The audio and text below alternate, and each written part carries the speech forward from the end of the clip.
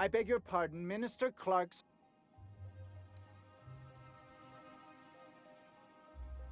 What? Oh dear. Thank you for reminding me. I can't stand the thought of someone else's hands touching my custom letterheads.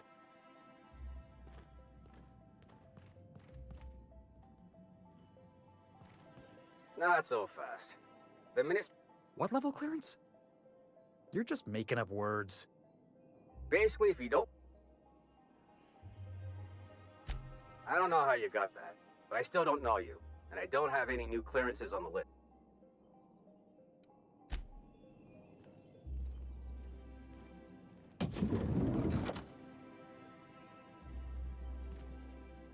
Incoming, Captain!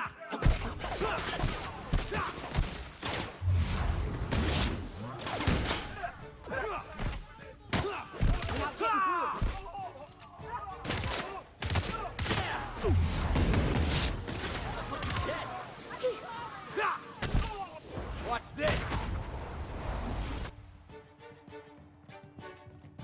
one's mine!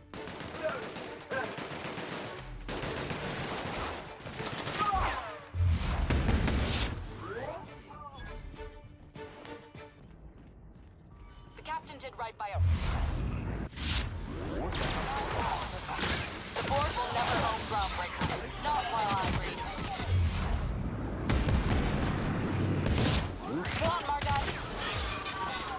Don't mess with us. Alright, here we go!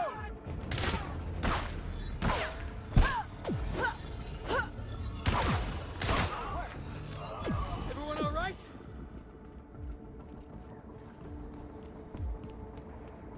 Protect the Groundbreaker! Out!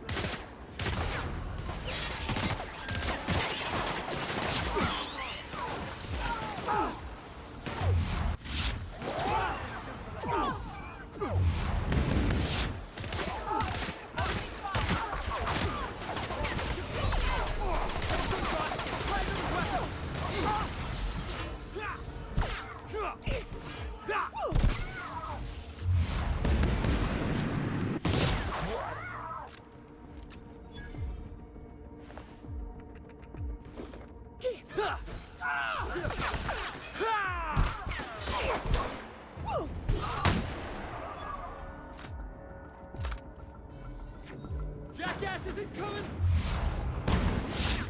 With something else!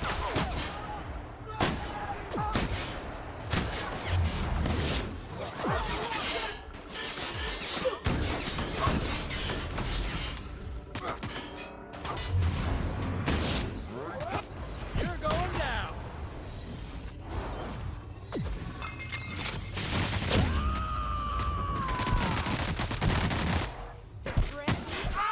One down! Where's the last of them?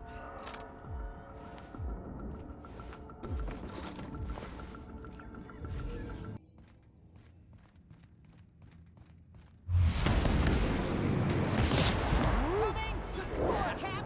Now that was fun!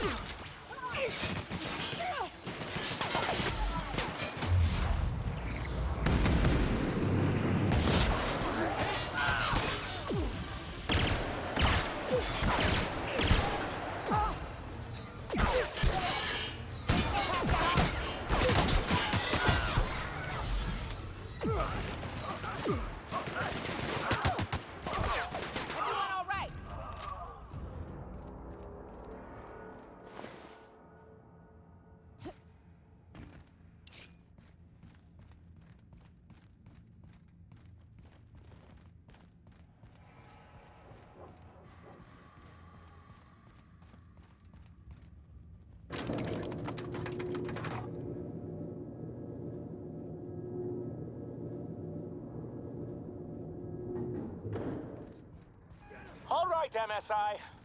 I'm not one for rousing. The captain needs our help. So, get in there. Hey, Bob! Watch this!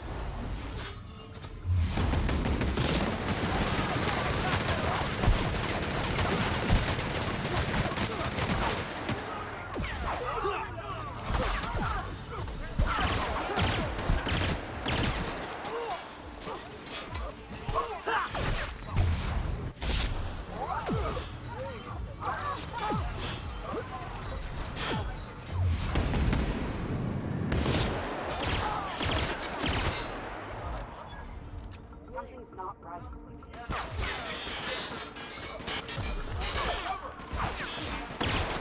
Here I come!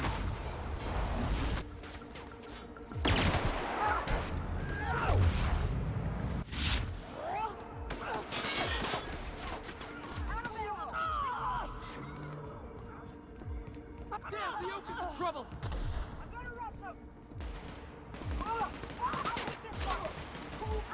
Gordon?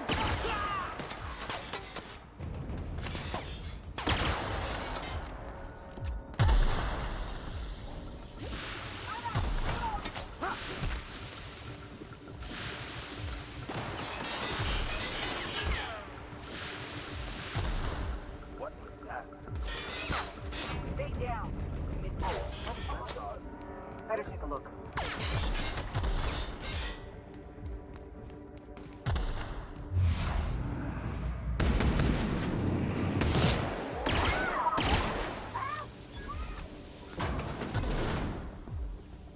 Attack! Bring him down!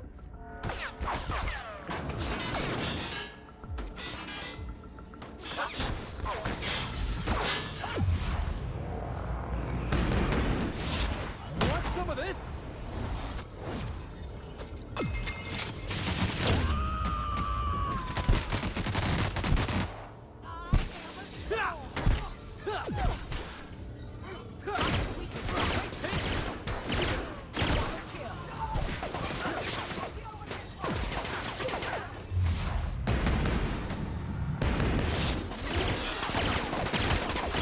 Not ready.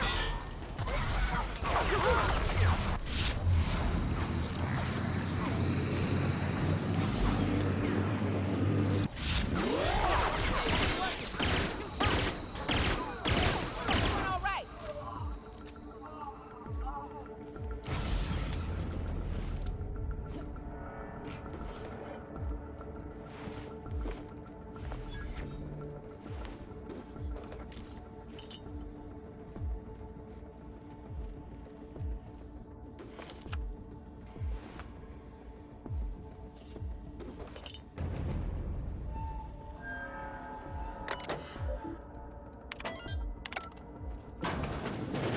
Well, look who it is. And I... Yeah. Wait.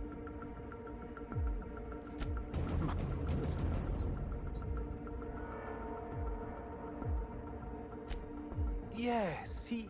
But...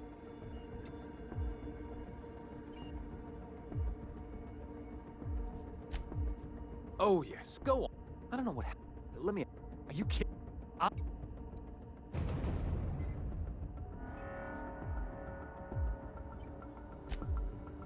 We...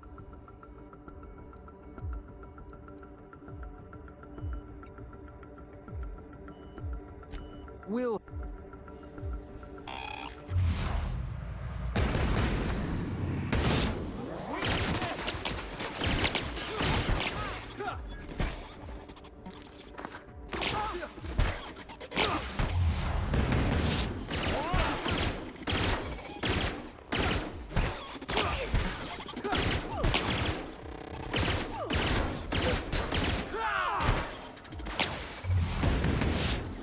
That's working, Bob!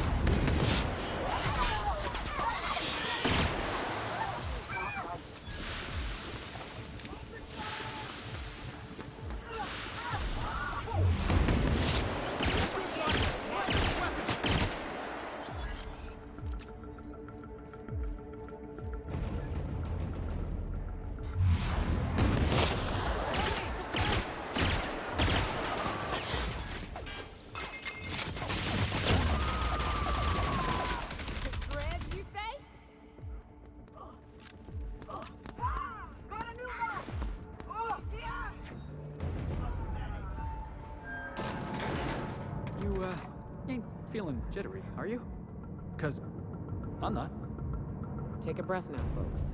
Once we're up there, I suspect we ain't gonna have time to stop shooting.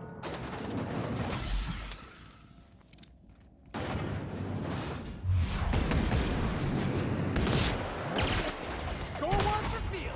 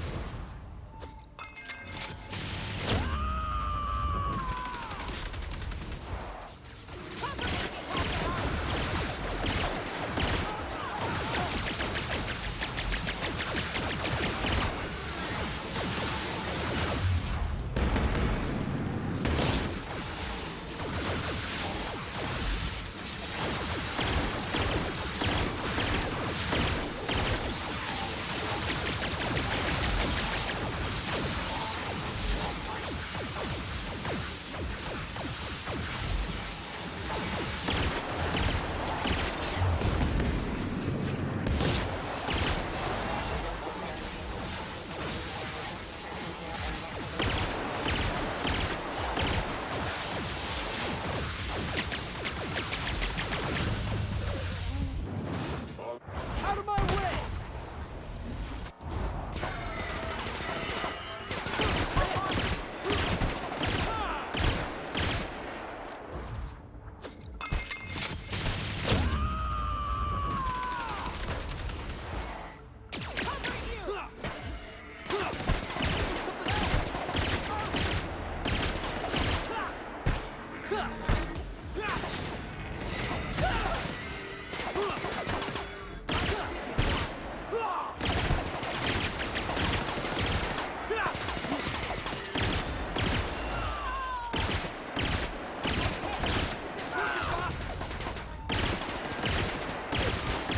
Done here.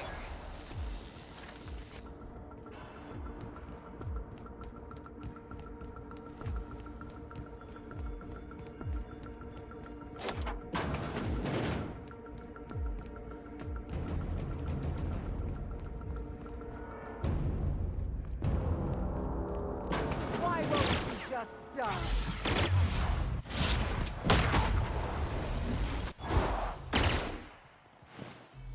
Get me out of here! You don't know how glad I am to see you. You did the right thing. Akande was a monster. Her death was much deserved, and long overdue. And you lunatic, you broke into the board's own fortress just to rescue one doddering old man. You are absolutely out of your mind, and I can't begin to thank you enough.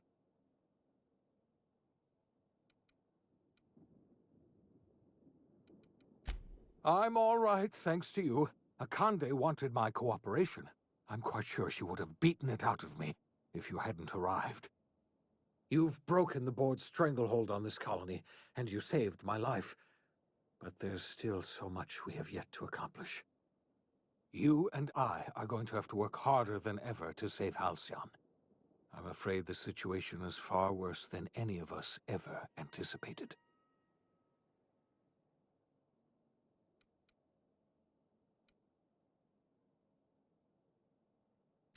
I would like nothing more than to celebrate this victory, but we have a serious problem on our hands. Earth has gone dark. We haven't received a single message in 3 years. There's been no communication, no signals, nothing. 2 years ago, the Earth's Directorate's frigate disappeared on their way back to Earth. We don't know what they discovered when they arrived, or if they arrived at all. Hold on, Doc. Are you telling me the Earth went dark 3 years ago?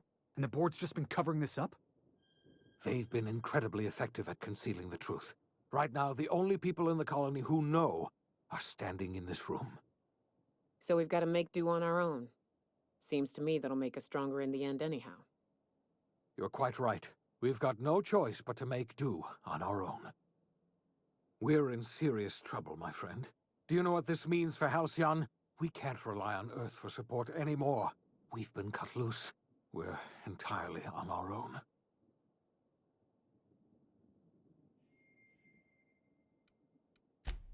Yes, we do. You've done a marvelous thing. You've succeeded where anyone else would have failed, including me. We must begin the revival process immediately, starting with the Hope's brightest minds, and then we're going to fix this damn colony, one problem at a time. We're going to need a leader, and I can't imagine a better person for the job than you. What do you say, old friend? Will you help us?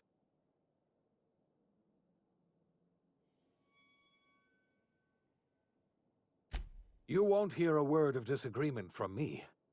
You're the best thing to ever happen to Halcyon. If you want to take it upon yourself to lead this colony, you have my support. We're not a colony any longer, are we? Our last connection to Earth has been severed, and so we have been set free. Our future is uncertain, and no one knows what tomorrow holds. Exciting, isn't it?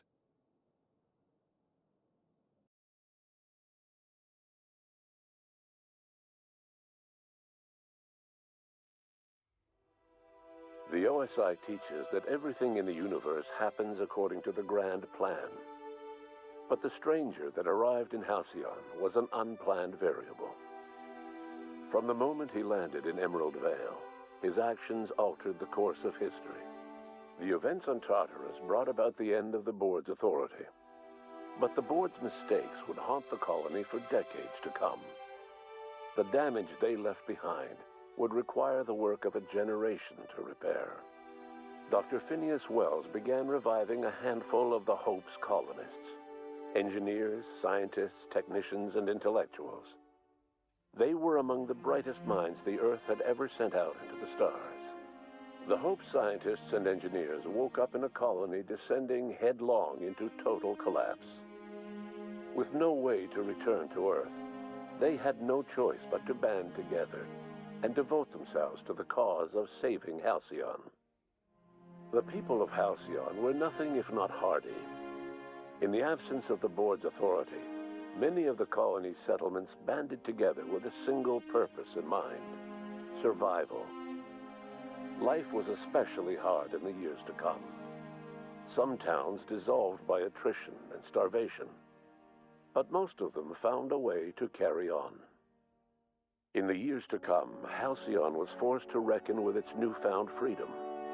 The board was gone, and for better or worse, the colony was responsible for its own destiny. Sanjar's civil liberties and worker-centric policies were slow to catch on with the other corporations. But as Halcyon began its long, arduous journey toward recovery, many of Terra 2's smaller townships started adopting MSI's alternative corporate structure, and eventually became entirely self-sufficient. In the coming years, many of these townships managed to eke by, where otherwise they might have starved. The collapse of Edgewater left its workers bereft of any purpose in life. Most of them made their way to Adelaide McDevitt's camp, hoping to ingratiate themselves into her favor. Adelaide accepted only a few to her community. The rest were turned away, and likely died of starvation. Nevertheless, Adelaide's camp grew into a well-established town. Adelaide McDevitt refused to cooperate with the ongoing effort to save Halcyon from collapse. A sympathetic deserter stole a copy of her research and delivered it to the Hope's scientists. It is unclear how useful Adelaide's research was. An optimistic estimate suggests her work may have bought Halcyon another few years of survival. Adelaide would never know. She died that winter. Under the leadership of Junlei Tennyson, the Groundbreaker held firm against corporate influence. The ship's mechanical stability gave Junlei the time to educate a promising generation of engineers, schooled in her family's traditions. The future of the Groundbreaker looks promising. The rediscovery of the Hope and the abandonment of the lifetime employment program forced Byzantium to come to terms with some uncomfortable realities about the state of Halcyon. While Byzantines were reluctant to surrender the luxuries they'd grown accustomed to, the board's diminished authority gave them little choice in the matter. Nearly everyone had to learn to make do with less. Some even had to get jobs. It was a dark time indeed. The Rizzo's company in Halcyon dissolved after the collapse of the board. Needless to say, the launch of Spectrum Brown was indefinitely delayed. A stockpile of Spectrum Brown remains buried deep beneath the ruins of the old distillery, abandoned to time and attrition. With the dissolution of the board, Ruth Bellamy found herself without the two constants in her life: Byzantine culture and her sister Belinda. In the face of this new reality, she struggled to find a direction for her life. The colony had moved on from Halcyon Helen and would require new heroes in the years to come. And so Ruth Bellamy decided it was time to exit stage left. She quietly disappeared from public view. The dissolution of the board did not mean the dissolution of the ambitions of Cedric Kincannon, the charismatic leader of Sublight Underground. Cedric offered Slug's transportation services to the newly thawed colonists and set to work ferrying resources and food wherever they were most needed. For better or worse, slug headgear became fashionable in the following years. As the board began to disintegrate, Spencer Woolrich found himself at a crossroads. Cling to what little stardom remained to him, or help usher Halcyon into its new future. To the surprise of many, perhaps himself most of all, Spencer chose the latter option. Having learned a variety of different skills in the many different roles played throughout his lengthy career, Spencer founded a radio serial dedicated to staying alive despite the odds. His subjects included how to survive violent encounters with only grazing wounds, dispense pithy one-liners for tense scenarios, and, of course, how to look good doing both. After a brief attempt at dating Helen as one person rather than two, which both Bertie and Helen found too strange, Bertie struck out on his own to try his hand at raising woolly cows. Many of his former Rangers teammates soon followed, accompanied by the woolly cow the team had originally plied with alcohol. The dairy farm thrived under Bertie's leadership and care. The Dairy Rangers privately believed that the woolly cows softened Bertie's temper considerably, although the only one brave enough to say this to his face was promptly headbutted. Due to the board's dissolution, many of the Prophet's old customers no longer found quite the same value in productivity seminars that they once had. With her business drying up, the Prophet chose to take her followers down a new path. Months later, salvagers on Eridanos found clues leading them to a seemingly abandoned bunker out in the wilderness. Inside, they discovered horribly mangled corpses, sacrificed to a blood-scrawled portrait of a sprat-headed deity. The Prophet was not among the bodies. Life in Halcyon was sobering for Felix Millstone. The grand revolution he dreamed of never came. There was no great awakening for the colony, no celebrations in the streets. There was only the hard, desperate work of trying to repair a broken colony. Felix never had a head for numbers, but if there was labor to be done, he was there to help. Eventually, Felix realized that the work of a revolution was done with two hands. Though Parvati eventually grew comfortable aboard the Unreliable, she never quite came out of her shell. She seemed to prefer the company of Ada to the crew, and she could often be found neck-deep in cables and grease, telling Ada funny stories from her childhood. While the colony fell into chaos, she found an island of relative peace with Ada, and they formed an unusual bond. She decided to remain aboard the Unreliable permanently, as its chief and sole engineer. Nyoka returned to Monarch to take another crack at making a permanent life for herself. She formed the Charon Group, an MSI subsidiary of ragtag survivalists and wilderness experts. Anyone in need of a guide, or just looking to throw back a beer and swap stories, could find her camping on the trail, or clearing an infestation. Before his untimely death, Captain Alex Hawthorne had plans to restore and modify, for combat purposes, a sanitation and maintenance automechanical that he'd found in a state of disrepair in Emerald Vale's scrapyard.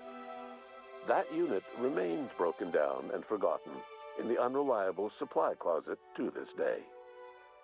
Minister Clark was released from house arrest, and his contact with you gave him a sense of renewed purpose and vigor.